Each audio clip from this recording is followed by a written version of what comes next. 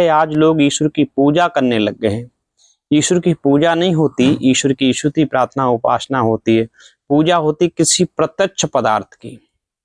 पूजा जिसकी हम करते हैं उसको हम कुछ देते हैं, परंतु परमात्मा ईश्वर वो हमसे लेता नहीं है, वो हमें देता है।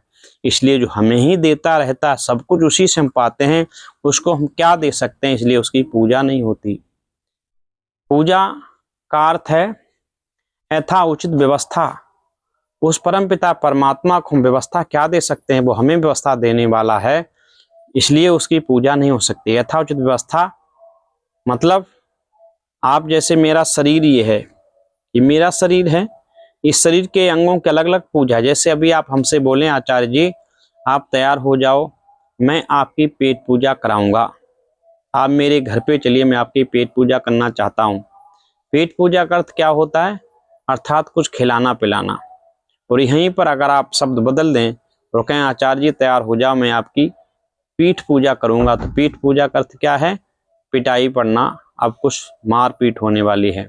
इसलिए पूजा का अर्थ अलग अलग है। पेट और पीठ हमारी है, लेकिन पेट पूजा का अर्थ कुछ और हो गया, पीठ पूजा का कुछ और अर्थ हो गया। इसी तरीके से प्रत्येक पदार्थ की पूजा है।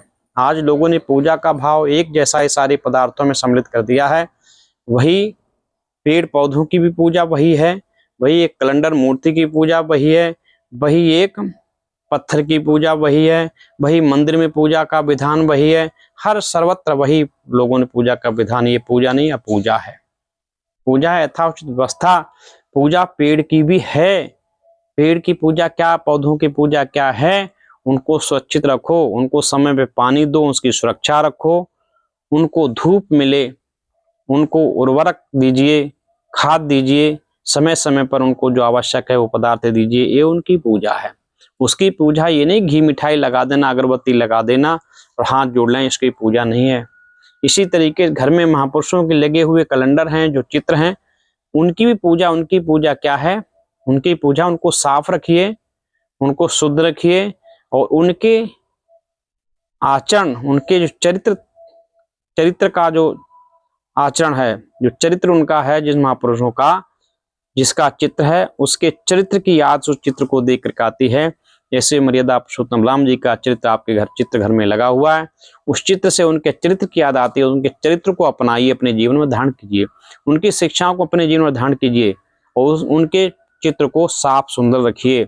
ये उनकी पूजा है। ये नहीं उसमें घी मिठाई लगा करके और चींटियों को खाने के लिए दे दिया, समर्पित कर दिया। वो जहाँ 4-6 वर्ष चलना चाहिए था वो 4-6 महीने नहीं चला, फट करके उसको कूड़ादान में फेंक दिया। ये उसकी पूजा नहीं हुई। इसी तरीके से पत्थर की पूजा क्या है, घी मिठाई लगाना नहीं है, धूप बत्ती अगरबत्ती नहीं है।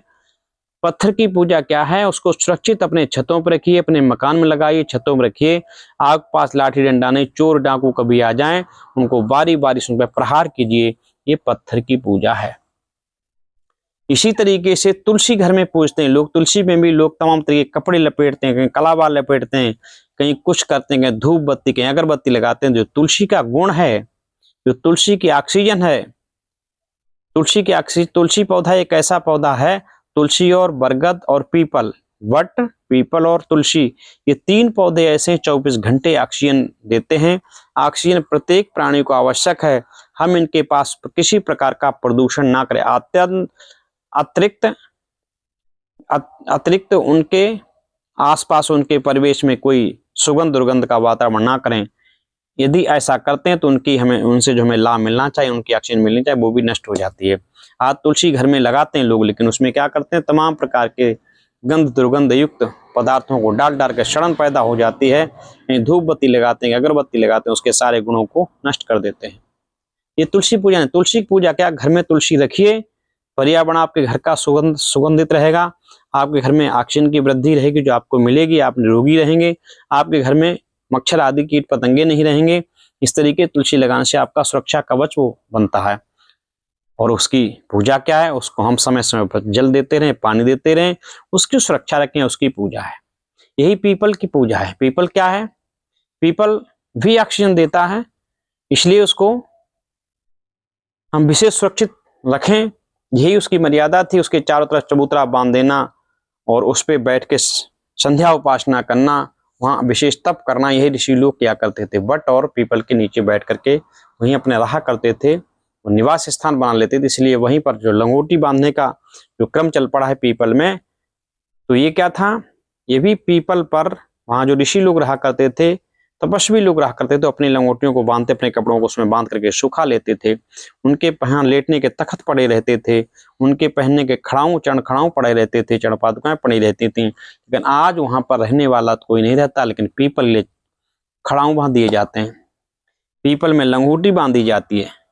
ये क्या है, ये पाखंड है। वहाँ धागे से, कच्चे धागे बन के तख्त पलका चारपाई बना के डाली जाती है, पीपल महाराज लेटेंगे इस पे। ये मूर्खता है या जानता है। पीपल हमें अपने सानिध्य में रखना चाहिए, पीपल के सानिध्य हमें रहना चाहिए, इससे हम निरोगी रहते हैं, लंबे दीर्घ जीवन सक जीते हैं, जी सकते हैं। यही हमारे बट वृक्ष पौधे के पीछे भी कारण था। लेकिन आज हमने सारे पौधों को अपने से अलग कर दिया, स्वयं से दूर होते चले जाते हैं। इसलिए ये पूजा नहीं है। मैं कहने जाता था, ईश्वर की भी पूजा नहीं है, ईश्वर की स्तुति है, प्रार्थना उपासना है। पूजा माता पिता की हो सकती है, माता पिता की सेवा करिए, समय से भोजन दीजिए, उनकी वस्त्र अंग वस्त्र को भी साफ रखिए, यथाउचित उनके सम्मान सत्कार करते रहिए। ये माता पिता ज्येष्ठों की पूजा, यही गुरु की पूजा। गुरु की पूजा क्या है, गुरु के आदेश का उपदेश का आचरण में धारण कीजिए, उनके आज्ञाओं का पालन कीजिए, उनके जैसा ही अपना आचरण श्रेष्ठ पवित्र बनाइए। ये गुरु की आज्ञा है, गुरु की पूजा है।